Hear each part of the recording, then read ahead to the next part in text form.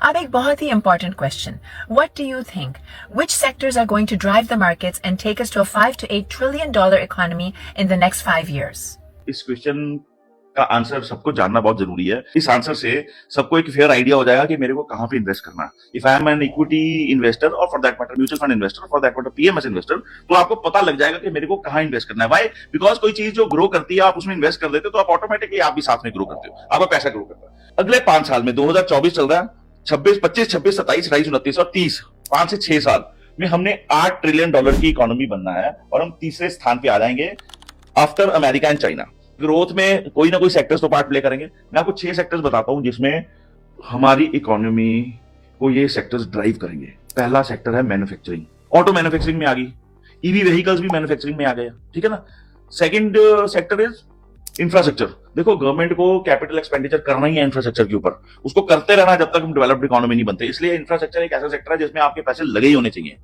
तीसरा सेक्टर है इनोवेशन। देखो आज की डेट में सारी इंडस्ट्री अपने आप को इनोवेट कर रही है, ठीक है जी। पुराने तरीके को छोड़ के किसी भी चीज को हमने किस तरह से नए तरीके से करना। For example Zomato is an innovation, Swiggy is an innovation, ठीक है जी। इलेक्ट्रिक व्हीकल्स आर इनोवेशन, ठीक है ना। आप टेलीकम्युनिकेशन में देखो जो आप डेटा सेंटर्स बन रहे हैं, वो सारा डेटा प्रिजर्व किया जाए, दैट इज एन इनोवेशन। तो इनोवेशन सेक्टर पे बहुत फोकस रहेगा। उसके बाद हमारा सेक्टर है आईटी। पिछले 4 साल आईटी नहीं चली, इंफॉर्मेशन टेक्नोलॉजी। वाई? बिकॉज आपका यूक्रेन रशिया वॉर से अमेरिका, बहुत वेस्टर्न कंट्री जो हमारी सबसे ज्यादा बड़ी बायर है हमारी आईटी की, वो उनकी इन्फ्लेशन इतनी हाई थी कि कंपनीज उनके प्रॉफिट ही नहीं बना रही थी।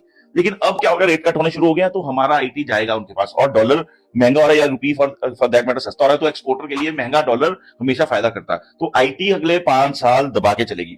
उसके बाद वैल्यू स्टॉक्स।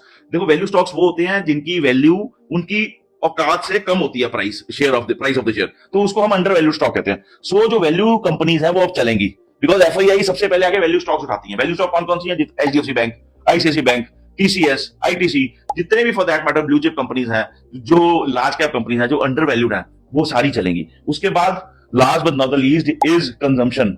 देखो अब हमारा रेट कट होना शुरू हो जाएगा। अभी मैंने आपको बताया आपके पिछले क्वेश्चन में कि जीडीपी हमारी गिर गई है तो आरबीआई रेट कट कर सकता है, और रेट कट करने पे सबसे पहले कंजम्पशन ही भागती है, क्योंकि चीजें लिक्विडिटी सिस्टम में चली जाती है और लोगों के पास पैसा ज्यादा आता है और लोग स्पेंड करते हैं। तो लोग सबसे पहले अपने एसेंशियल्स पे ही स्पेंड करते हैं ज्यादा, ये साबुन, तेल, ठीक है जी, शैम्पू, ये बेसिक एसेंशियल्स पे ही स्पेंडिंग बढ़ती है। तो दिस इज कंजम्पशन। कंजम्पशन में सिर्फ साबुन, तेल और शैम्पू नहीं आता, कंजम्पशन में आपका इलेक्ट्रॉनिक्स भी आता है, कंजम्पशन में आपका फोन भी आता है, कंजम्पशन में आपके फर्नीचर भी आता है, कंजम्पशन में आपकी कारें भी आती है, कारें ऑटो में भी आती है, पेट्रोल कंजम्पशन में भी आती है। So for that matter is a very big sector. So ये 5-6 सेक्टर्स पे आपने फोकस करना है और यही 5-6 सेक्टर्स हमारी इकोनॉमी को $8 ट्रिलियन पे लेके जाएंगे। Thank you very much.